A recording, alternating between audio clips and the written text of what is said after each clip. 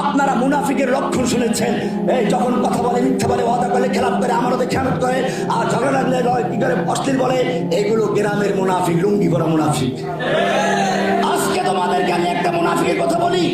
এই মুনাফিকের লক্ষণ হাদিসে না,